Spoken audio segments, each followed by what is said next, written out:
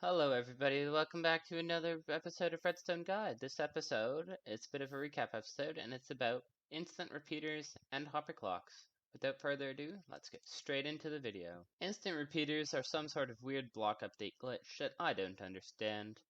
And you don't really need to understand it because this isn't technically part of functional redstone, this is just a glitch.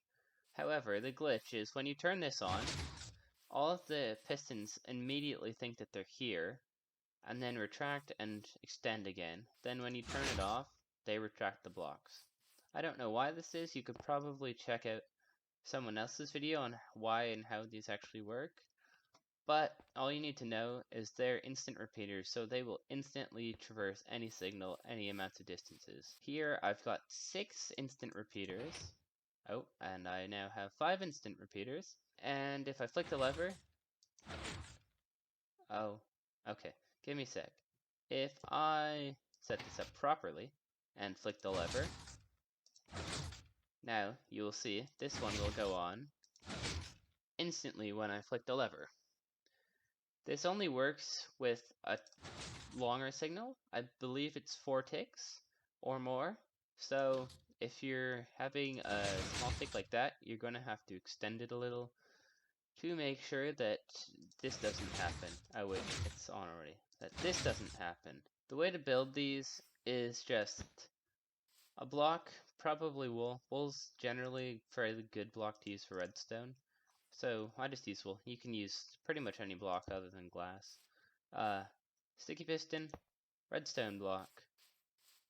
Sticky piston there. Then redstone dust feeding into it with your power source, whatever. So it could just be a long redstone line, or it could be, I don't know, a redstone torch. And then wool behind it, redstone dust on top, and redstone dust down. And this is a functional instant repeater. The uses for these are kind of just for convenience, like there's no really major game-breaking uses that you need to know this for, but it's always a good design to know if you're ever bored and want your redstone to move faster. An important thing to note is that if this goes out of your simulation distance, I believe, although it may be render distance, which you can check by going here, video settings, and then render distance. I believe in 1.18 there will be also simulation distance here, but right now it's only render distance. Mine is currently set to 19. I don't know why. Now it's set to 18. If this goes 18 chunks away from me, it will no longer be loaded, so it will stop working.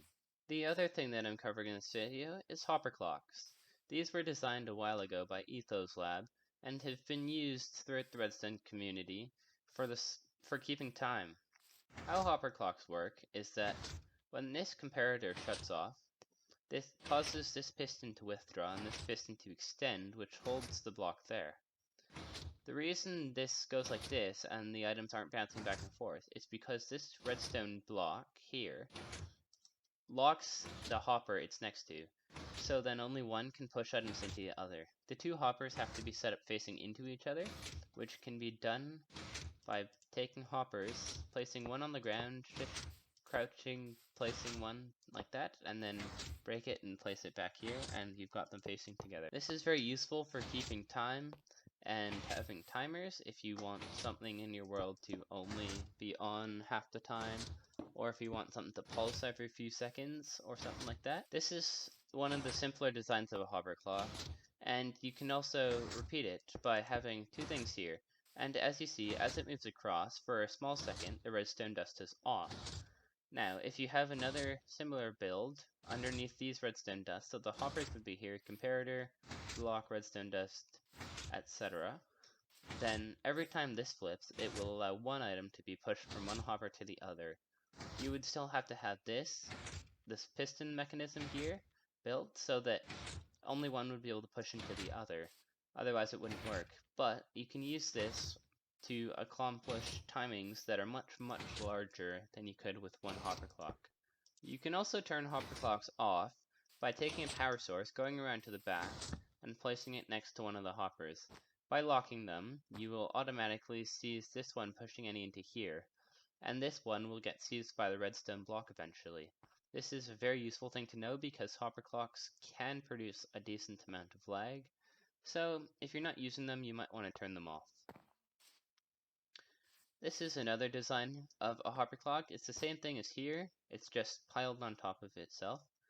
And this is a third design of a hopper clock, which I made, but somebody else has almost definitely made in the past. Because hoppers have a 4-tick delay, you can only make clocks that have a certain multiple of 4 plus whatever. I'm not quite sure what it is. I haven't gone to that process to do the numbers because I did it on Bedrock Edition, but then I did it on Java and it worked differently, so I got annoyed.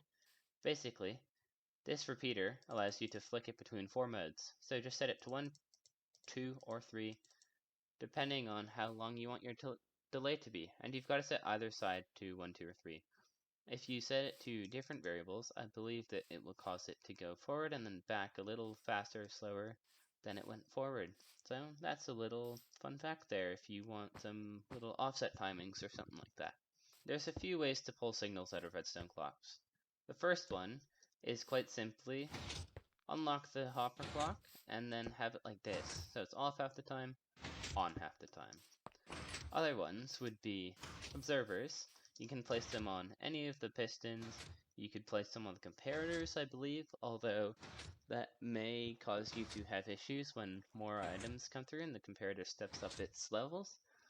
You can have them on this redstone dust. You can have them basically anywhere. Putting them on the hoppers, though, is the easiest place because it's the most consistent, and they will sense any time this hopper mechanism moves. So for that one, it would sense 1, it would sense 2, it would sense 3, those would all be sensed. You can also pull a repeater out of this block here, which, if I come over here and do it, if you pull a repeater out of this piece of redstone dust, it will turn off once every full cycle. And you can reverse this using a redstone torch, which I don't think I've put in the guide yet, but I will eventually. And those are the 3 main ways to pull powers out of redstone clocks. Finally, the way to build this simple redstone clock is a block of wool, a comparator, redstone dust, a sticky piston. This needs to be a sticky piston because if it's a regular piston, it'll leave the block here, which will not tell this piston that it can extend and will cause the thing to just go back and forth and back and forth and back and forth. So you need sticky pistons there. Also, this piece of redstone dust needs to not be like this, because if it is like this, it's only powering blocks on top of it, like this wool.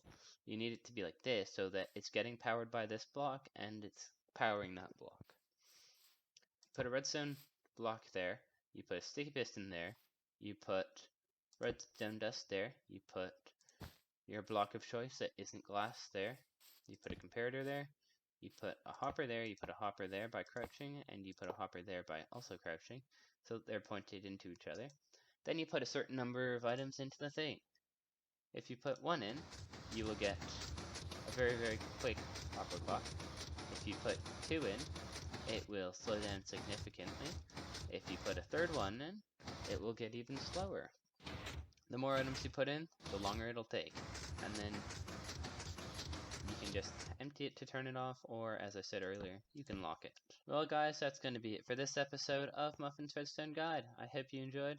I hope you learned a lot, or just a little. Any learning is good learning, and I will see you in the next one. Bye bye!